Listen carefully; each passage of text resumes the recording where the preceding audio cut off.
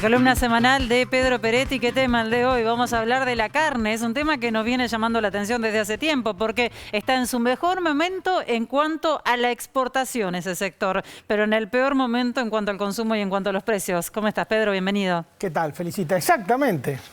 Hay que...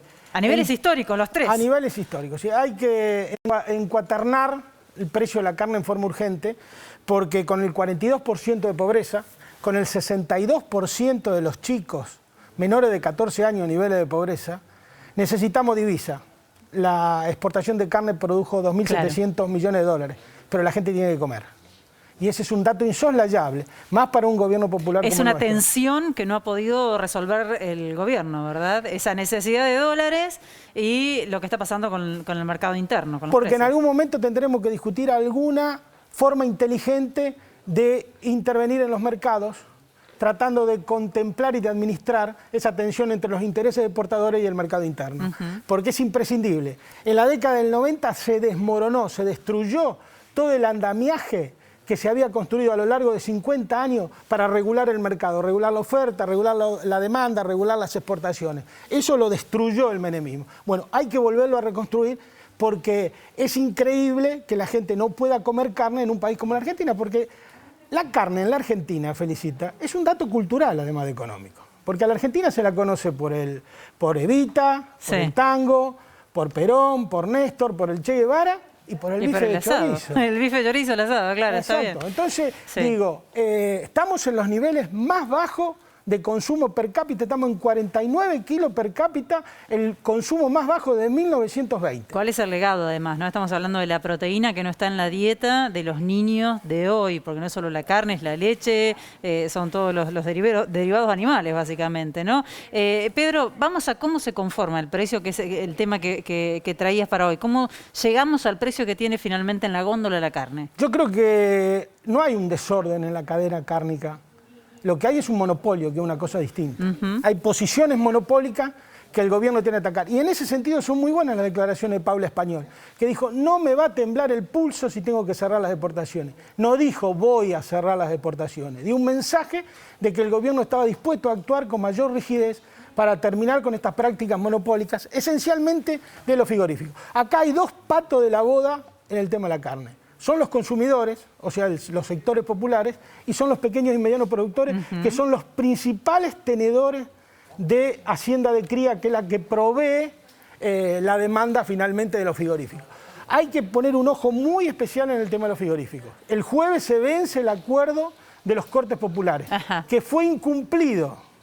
Incumplido. Y los índices de la primera semana de abril. ¿Por qué fue incumplido? Porque no se respetaron los índices. Ajá.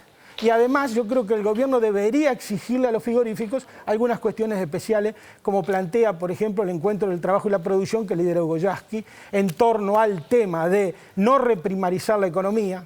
Importamos 20 millones de dólares en tripas para chorizo, Felicita. El choripán lo comemos con tripa extranjera. Una locura. Cuando faenamos 14 millones de novillos al año y cada novillo tiene 23 metros de tripa. Es increíble que importemos. Reprimarizamos la economía con el tema del cuero. A los frigoríficos hay que exigirle inversiones que generen trabajo. Debemos vincular eso con el trabajo. No puede ser que el cuero se siga exportando crudo. Se le bajó de 15% a 4% a los frigoríficos el arancel para la exportación de cuero crudo. Bueno, eso hay que volverlo al 15%, hay que exigirle que el cuero esté en las curtiembres argentinas, que se le agregue valor.